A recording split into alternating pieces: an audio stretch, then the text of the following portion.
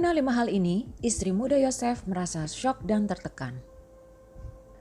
Polisi terus melakukan pemeriksaan saksi atas kasus dugaan pembunuhan ibu dan anak di Subang, Jawa Barat pada 18 Agustus 2021 yang lalu. Korban ibu dan anak yakni Tuti usia 55 tahun dan Amalia Mustika Ratu usia 23 tahun yang ditemukan tewas bertumpuk di bagasi Toyota Alphard di pekarangan rumah mereka.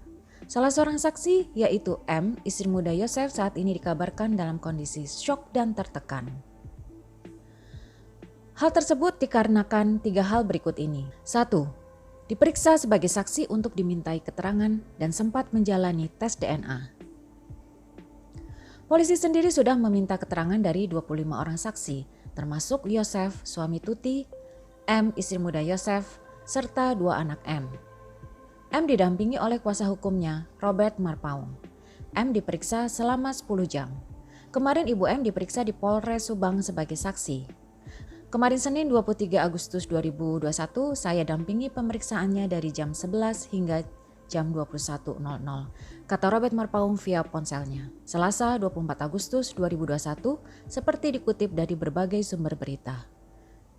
Saksi M jalani tes DNA untuk mendukung penyelidikan polisi.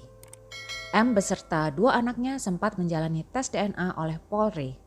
Ia, Ibu M dan 2 putranya ikut tes DNA.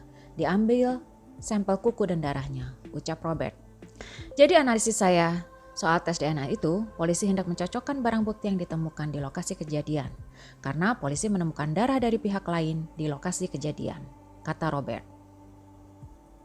2. Istri muda Yosef, M, syok atas nasib Tuti dan Amalia. Ibu M masih syok hingga kemarin. Ya, enggak menyangka nasib Ibu Tuti dan anaknya bisa sampai seperti ini, lanjutnya. Kuasa hukum menceritakan jika M sangat ingin kasus segera terungkap. Klien kami juga berharap demikian supaya kasus ini jadi terang benderang. Apalagi saat ini banyak saksi dimintai keterangan sehingga menimbulkan ruang saling curiga, kata Robert. 3. Istri muda Yosef, yaitu M, mengaku hubungannya dengan Tuti Suhartini baik-baik saja. Namun isu di luarannya berkembang memojokkan dia.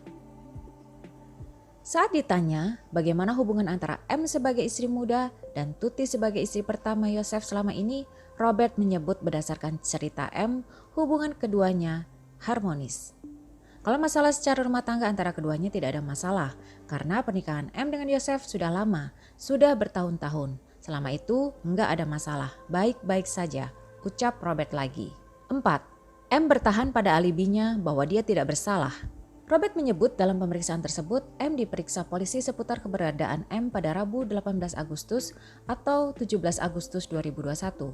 Semua pertanyaan seputar keberadaan saksi M saat pembunuhan terjadi sedang di mana.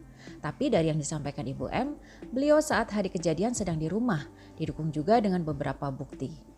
Jadi kondisi saksi saat hari kejadian tidak kemana-mana, kata Robert.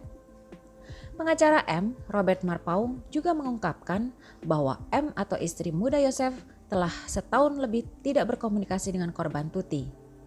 Memang sudah lama tidak ada komunikasi, lebih dari 1 tahun, ujarnya dalam pesan singkatnya Kamis 26 Agustus 2021. Pengacara M, Robert Marpaung, juga mengungkapkan bahwa M atau istri muda Yosef telah setahun lebih tidak berkomunikasi dengan korban Tuti. Memang sudah lama tidak ada komunikasi, lebih dari 1 tahun, ujarnya dalam pesan singkatnya Kamis 26 Agustus 2021.